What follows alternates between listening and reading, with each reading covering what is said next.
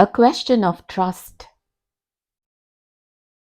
It is said that you must set a thief to catch a thief, but it is also said that there is honor among thieves. Which saying does this story illustrate? Everyone thought that Horace Danby was a good, honest citizen, but he was not completely honest. He was about 50 years old and unmarried. He made locks and had two helpers. He lived with a housekeeper who worried over his health.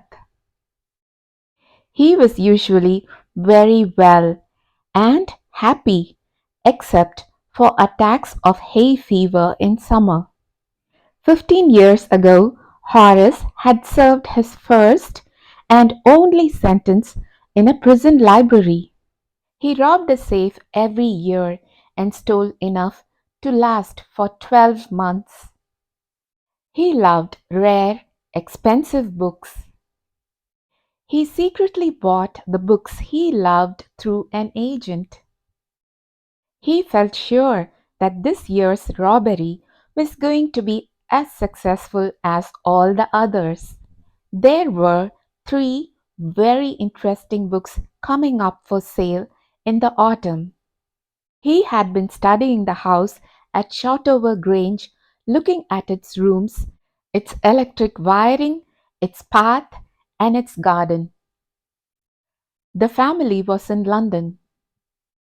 That afternoon, the two servants who remained in the Grange had gone to the movies. Horace saw them go. There were about £15,000 worth of jewels in the Grange safe. He had seen the housekeeper hang the key to the kitchen door on a hook outside.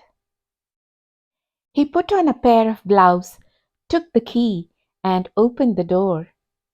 He was always careful not to leave any fingerprints.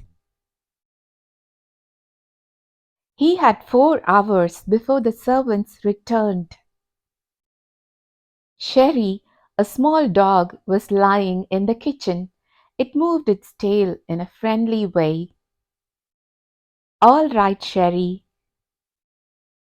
A bowl of flowers on the table made his nose tickle.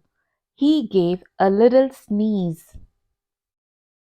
The burglar alarm was poorly built. He went into the hall to cut its wire. How foolish people are when they own valuable things, Horace thought. A magazine article had described this house in detail and even mentioned that the painting hid a safe. The flowers were hindering him in his work. Cold or hay fever? Hay fever. You can cure it with a special treatment. I think you would better see a doctor. I heard you from the top of the house just now. He heard a kind but firm voice. She was young, quite pretty, and was dressed in red. "Down, Sherry. Anyone would think I had been away for a month. I didn't expect to meet a burglar.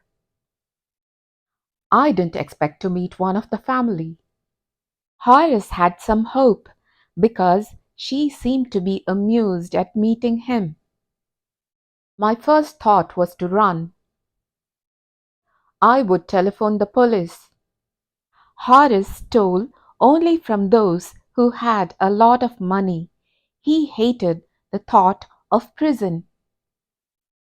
"Let me go." She picked up a silver box from the table and took a cigarette from it. "I have always liked the wrong kind of people." Horace, who was eager to please her, took off his gloves and gave her his cigarette lighter. "You will let me go?" "Yes, but only if you will do something for me." Anything you say.